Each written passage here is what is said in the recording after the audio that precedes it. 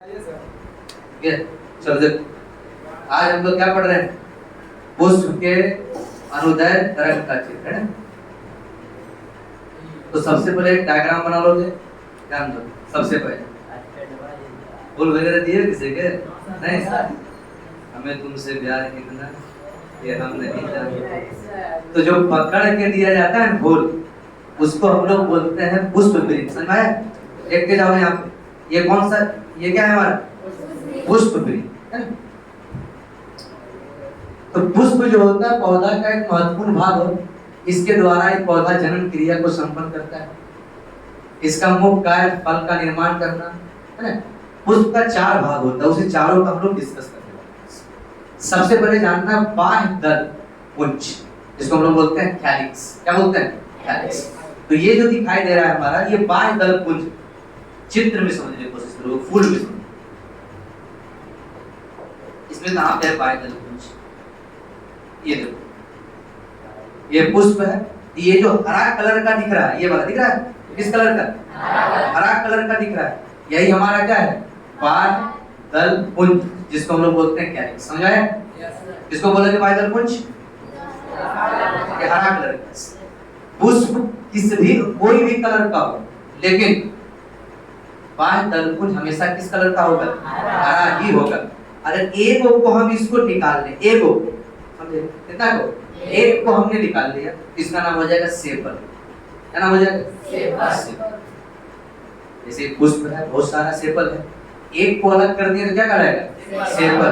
और बहुत सारा सेपल मिलके क्या बनाएगा? बाह्य दल पुंज। हमेशा कैसा होता है? ऐसा होता है। यह कली को सुरक्षा प्रदान करता है। कली मतलब जो फूल आने वाला क्या करता है? उसको सुरक्षा प्रदान करेगा, और साथ में प्रकाश संश्लेषण में भी सहायक होता है। बाह्य दल पुंज समझ में आया?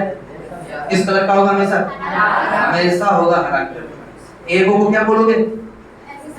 सेपल। क्या बोलेंगे? सेपल।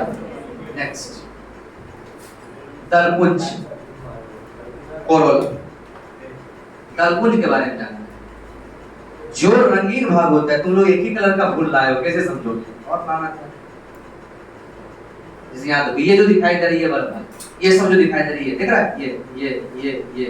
ये सब क्या है मेरा? सब यही मेरा कहलाएगा दलपुंज। क्या कहलाएगा? दलपुंज, पंखुड़ी। ये रंगीन होता है। जैसे आज जाके देखना, बहुत सारा फूल होगा, तो ये जो नीचे जो दिखाई दे रहा है, ये बाह्य दल पुंज हमेशा हरा होगा, और ये क्या होगा? रंगीन। और ये हरा भी हो सकता है, ये रेड भी हो सकता है, ये ब्लैक भी हो सकता है, ये व्हाइट भी हो सकता है। समझ रहे हो? तो ये कलरफुल होता है। ये क्या होता है? कलरफुल, माने अनेक कलर का होता है। इसी में क्या होता है? कीट पतंग भौरे गुनगुनाते हैं। क्या गुनगुनाते हैं? और समझते हो? और होता है, किस पे आता है? ना, भौरे ने खिलाया फूल, फूल को ले गया राजपूत। एक को ऐसे निकाल रहे हैं, एक ठोक है ना, तो इसका नाम कहलाएगा पेटल। क्या कहलाएगा? पेटल। समझ में आ रहा है?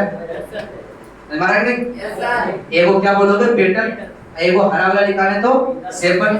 बहुत सारा पेटल मिलके क्या बनाएगा? दल। दलपुंज। दल क्या बनाएगा? दल। दलपुंज कर सकते हो। तो ये बाह्य दलपुंज, ये दलपुंज हो गया, या तो पंखुड़ी। समझ में आ गया? और ये क्या होता है? रंगीन होता है। ये वाला भाग सुगंधित होता है। कहीं फूल वगैरह सूंघते हो तो ऐसे सूंघते हो कि है, ऐसे सूंघते हो, क्योंकि यही वाला भाग क्या होता है? सुगंधित होता है। क्या होता है? ये सुगंधित। लेकिन रात में जो फूल खिलेगी, रात में खिलने वाला फूल हमेशा सफेद होगा। जो फूल रात में खिलेगी, तो उसका जो ये दिखाई दे रहा पेटल हमेशा कैसा होगा? सफेद होगा। कैसा होगा? जैसे रात रानी है ना, रात। और सुबह खिलने वाला फूल रंगीन होता है, भड़कदार होता है, जैसे गुलाब हो गया है ना। ये कौन सा फूल लाया? गुड़हल। समझ में आता है? अब हम बात करते हैं इसका, पुमंग का।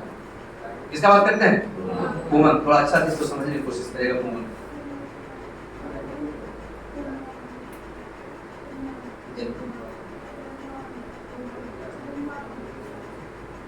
पुमंग को क्या बोलेंगे हम लोग?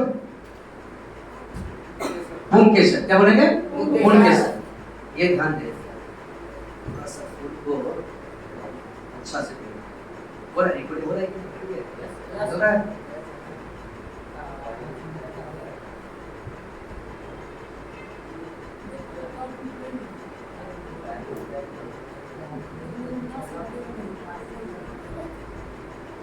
जो बोल ही नहीं लाया रोज लाना था, रोज इसमें दिखाने लायक कुछ तो समझने की कोशिश करो और बोले किसी बस नहीं कमर वगैरह लाता देखो इसको समझे हाथ क्लियर से। ये जो दिखाई दे रहा है ये सबसे पहले हम लोग समझते हैं जायाम को। तो ये जो पुष्प है इसके नीचे जब आओगे इसको जब निकालोगे ये टूट गया थोड़ा सा हमारा, तो यहाँ पे जो दिखाई दे रहा है ये वाला भाग है अंडाशय। क्या होता है? अच्छा आप निकालो, इस तरह बना देगा अंडाशय। क्या हो गया ये? अंडाशय। समझ में आ रहा है? और अंडाशय हो गया, और अंडाशय के बाद जैसे जाओगे ये वाला जो दिखाई दे रहा है ये वाला, ये इसको बोलेंगे हम लोग वर्तिका। क्या बोलेंगे? वर्तिका। और सबसे ऊपर वाला भाग जो है, सबसे ऊपर वाला जो भाग है वो कहलाएगा वर्तिका। इंग्लिश में ओवरी है ना, ओवरी, एस्टाइल, एस्टिग्मा। क्या बोले? Ovary, style, stigma. तो ये जो जयाम होता है स्त्री केसर, इसका 3 पार्ट। कौन कौन सा पार्ट? अंडाशय, ये पूरा अंडाशय है, और ये जो बना हुआ है गैप जैसा, यहाँ समझो इसको अलग से यहाँ बनाया है। ये हमारा हो गया क्या? अंडाशय पूरा। अंडाशय के अंदर जो एक गैप बना हुआ क्या हो गया? बीजांड, जहाँ बीज रहता है। फुल दोनों लाइन उसको दिखाते हैं। फिर ये वाला लाइन हो गया, ये डंडी के जैसे क्या कहलाएगा? एस्टाइल, और ऊपर वाला क्या कहलाएगा? एस्टिग्मा। क्या कहलाएगा? तो समझ में आ गया जयाम। अब बात करते हैं पुमंग। ये जो छोटा छोटा निकलल है ये पुमंग। पुमंग की संख्या ज्यादा होता है, याद रखना। पूर्ण केसर की संख्या क्या होता है? बहुत ज्यादा। ये क्या दिख रहा है सर? पुमंग दिख रहा है। ये इसको गौर से देखोगे, इसमें गौर से देखोगे ऊपर गोल गोल जैसा दिख रहा है। ईश्वर देख रही है। ये तो मेरा क्या हो गया पूरा? ये मेरा हो गया जयाम। योग्य जयाम। जयाम में क्या था? Ovary, style, stigma. ढेर सारा ये छोटा छोटा चीज दिखाई दे रहा है, क्या है?